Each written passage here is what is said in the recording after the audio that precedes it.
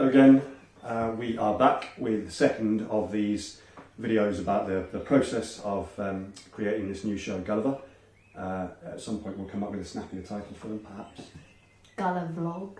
Probably not then. Oh.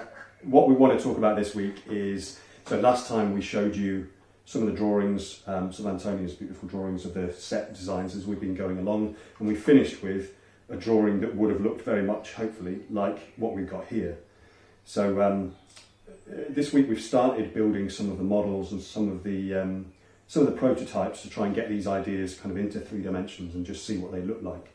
So as you can see, what we've got here is a model of the set to as good a scale as we could make it. I mean, actually part of the helpful bit about this is that we get a sense of that scale and we get an idea of, you know, whether these things might be too high, too small, how this needs to fit together. We've got a little model of a person somewhere as well, just to give us an idea of what it would look like with someone on stage.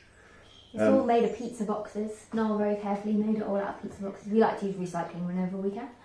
And it's a fully working, well, as much a fully working model as you could make it, isn't it, really? Within reason, yeah. We could take the bits apart and see what we could do. Because the idea is obviously that these things, if you've seen any of our shows before, that they aren't, it's not just set to look at, it's set that is useful.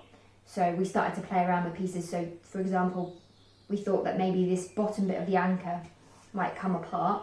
So this bit would come off and then, it actually splits into 2 pieces. So if I give you that one. And so we then decided that we'd try and see what it might look like if you bring these 2 pieces together, like that. And that one, does that look like a ship? The front of a ship, the prow of a ship, maybe? Yeah, if you had the kind of... Shall I hold it? Oh, no, you've got it. A little ship's wheel. Yeah, and then you can drive it. Yes. Yeah, does that work? Maybe that works. And then we also experimented with another idea with similar shapes, using the kind of idea that those bits could be in front of a boat again, but we used one of the oars.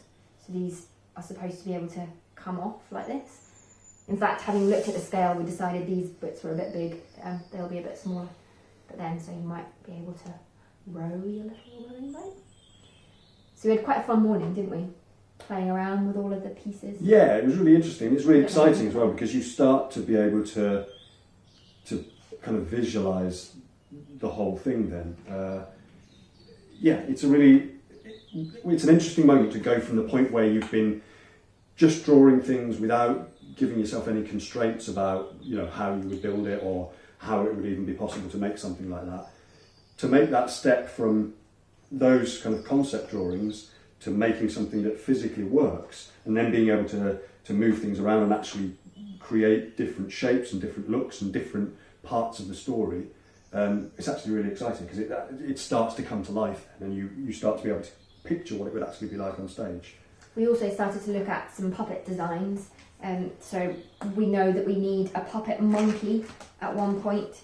So this is the design for Munkle, we've named him at the moment, Puppet Monkey. It's just a concept drawing, it's not a working model drawing, but it gives us an idea of what we think he might want to look like. We also looked at a drawing for a Lilliputian puppet.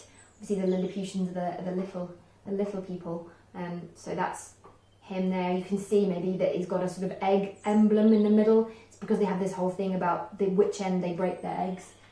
And then I also started to look at some more specific costume designs for each of the lands.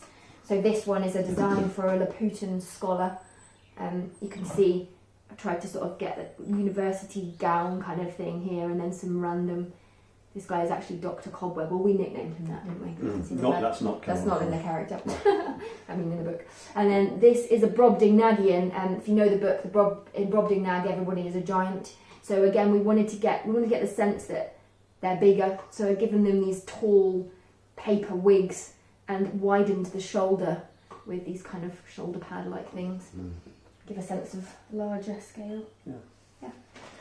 So today and yesterday we've just about started on making some other models as well. We've started on building a very rough prototype for that, for the monkey drawing, for the monkey puppet that you saw there. And obviously not having made one of those before, it's very much a case of kind of feeling your way and seeing if you can make a prototype first of all that moves right and looks right. We don't tend to do lots of measuring, do we? We're not really measuring kind of. Not at this stage. Not at this stage. Yeah, it'll be necessary later, but not just sort yet. of feel our way through. You might have caught at the end of the last video, during the pictures we were showing, there was a little bit of music, and Dan Melrose, who does the music for our shows, is already hard at work on that, so there was a little taster there. I think maybe we're going to... I think we are. We'll give you another tiny little sting at the end of this one as well, just so you can get a taste of it. He's doing such good stuff with it, makes us so excited. But for now, that's all for today, and hopefully we'll be back next week with some, not to overpromise, but with some puppet models, hopefully.